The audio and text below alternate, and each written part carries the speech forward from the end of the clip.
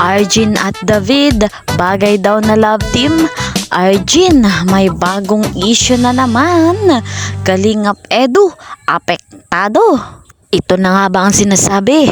Panibagong issue na naman ni Arjun at talagang sure ball na maapektuhan ng ating Papa Eds. Paano ba yan, ano? At talagang maraming nagsasabi na bagay si David at si Arjun na love team. Bago natin pag-usapan, narito muli akong yung lingkod para magbigay ng update. At ako'y naglalambing. Please po subscribe my channel, like and share. At huwag niyo pong kakalimutan, click the notification bell para lagi po kayong updated sa mga uploaded kong videos.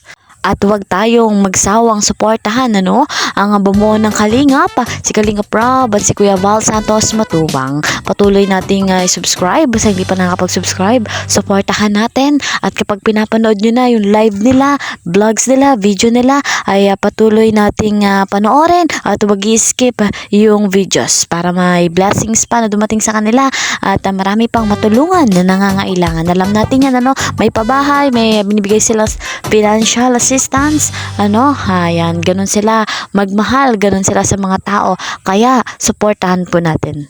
At shout out po pala sa ating ka-member sa Karepa, sa mga kasamahan kong Karepa, Kalingap, Reactor, Partner, shout out po sa inyong lahat. Dito tayo sa unang topic, Arjun at David, bagay daw na love team.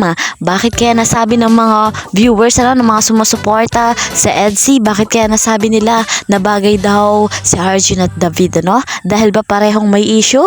Baka doon. Syempre, ayaw na nila kay David, ayaw na nila kay Arjun at mukhang bagay daw sila. Ganyan tumingin ng ating viewers dahil syempre kahit viewers ay naiinis sila, nasasaktan sila sa ginagawa ng dalawang ito. Ngayon ay ano kaya yung nagawa ni Arjun at issue na naman at siguradong apektado si Papa Eds. Guys, mga Kalingap, kung babalikan natin yung issue ni Arjun dati, ayun yung nangihingi siya ng pang-allowance, nag-live siya sa YouTube, ay mali din yun at hindi yun dapat ginawa niya. Nagka-issue siya sa ganong ginawa niya at syempre naapektuhan doon si Papa Eds at ngayon nga may issue na naman, nag-comment siya at doon kay Joyce kung ano man yung pakay ni Joyce sa Kalingap, kung ano man yung gustong mangyari ni Joyce, ay hindi na lang sana siya sumausaw, hindi na lang siya nakisali-sali itong Arjun, po? Hindi ba masaya si Arjun kaya Kalingap Edu? Marami nang naitulong, naibigay sa kanya, dahil siya beneficiary ni Papa Eds. Hindi niya ba naisip yung ganong bagay bago niya gumawa ng hakbang na mali? Iniisip niya na sana ay nasa Kalingap siya. At baka naman may ibang gusto si Arjun, may gusto siyang mangyari pa. At ito pa guys, mga Kalingap, syempre sa ginagawa niya, para siyang nagpapahalata na may gusto siya kay Papa Eds. Gusto niyang mahigitan ba si Fiancé? Hindi pwede yon dahil EDC is pang long time.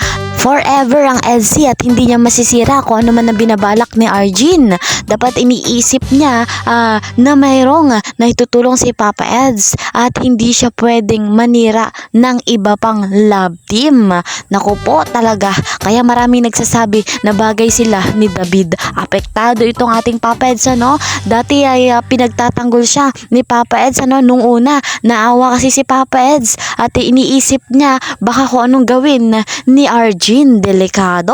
Napakabuti ni Kalingap Edu, dahil pinagtatanggol siya. Nung una pa nga ay ayaw niya ipabash si Arjun dahil naawa talaga siyang tunay. Kaya Arjun, kahit ganun ay yung pagmamahal niya bilang beneficiary niya, si Arjun ay iniisip niya kung ano yung mangyayari kay Arjun.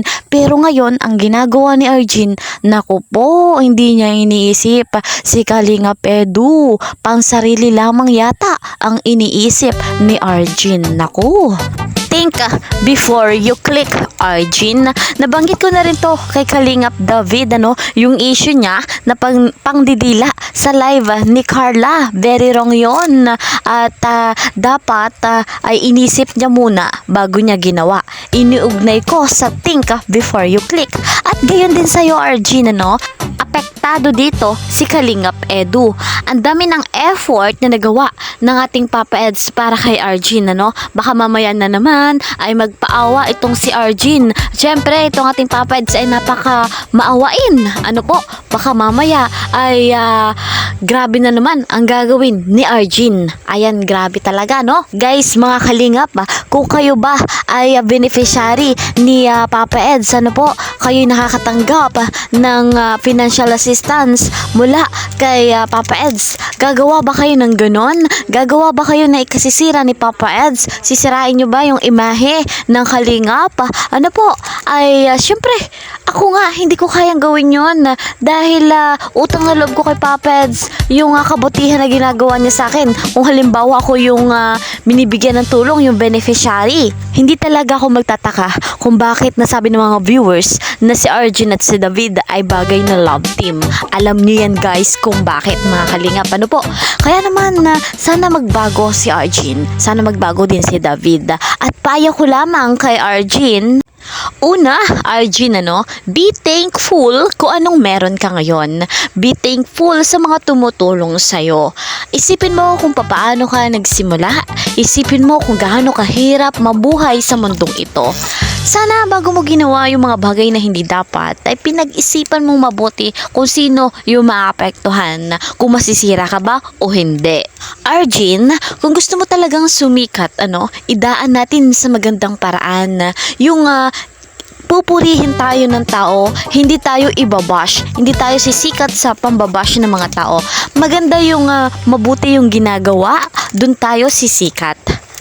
Arjun, kung plano mo na umalis sa Kalingap, kung plano mo na umalis bilang beneficiary kay Kalingap Edu, ay dapat sa magandang paraan. Hindi yung ikasisira, magkakaroon ng issue, yung magkakaroon ng problema. Ang kawawa dito ay si Kalingap Edu. Arjun, nakukulangan ka ba sa tulong, sa effort, sa financial assistance na binibigay ni Kalingap Edu? Mag-focus ka sa magandang goal mo, Arjun. Huwag kang mag-isip ng kung ano-ano at gumawa o sumausaw sa kung ano-ano mga issue.